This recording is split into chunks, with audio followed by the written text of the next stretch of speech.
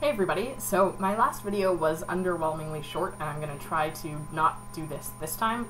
It turns out that vlogging is a little bit challenging, particularly when my setup involves an IKEA floor lamp, a very small space between my desk and my bed, and also a scarf.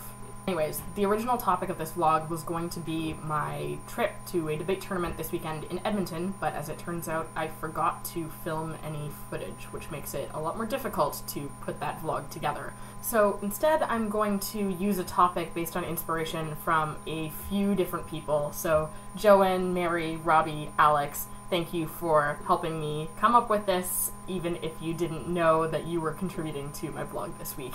So the topic should be familiar to anybody who ever enjoyed the episodes of Star Trek TNG with Lieutenant Barclay, where he did weird things on the holodeck. Should we require explicit consent before using someone's likeness on a holodeck?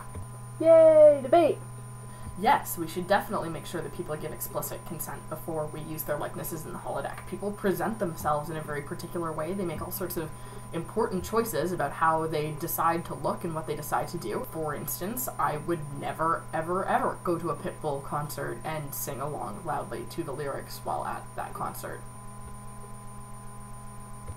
Ever. That's not a thing I would do.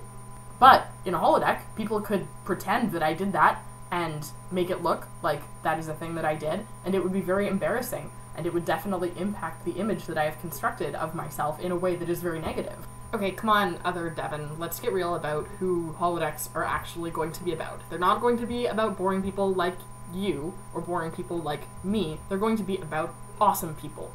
Holodecks are about hanging out with awesome people. Imagine how much people could learn if they had the opportunity to hang out in a holodeck with people like Rachel Maddow or Neil deGrasse Tyson or other amazing, brilliant, smart people. I mean, those folks have limited time available in real life, but in a holodeck, they could be reproduced and share that brilliance with everyone, and that would make the world a manifestly more excellent place.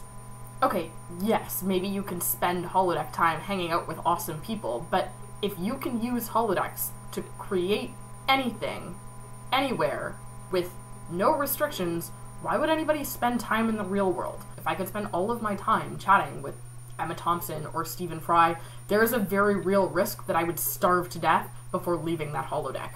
If you're worried about people spending too much time in fake realities, then host a Tumblr intervention. But anyways, imagine the totally new and amazing art that could be created.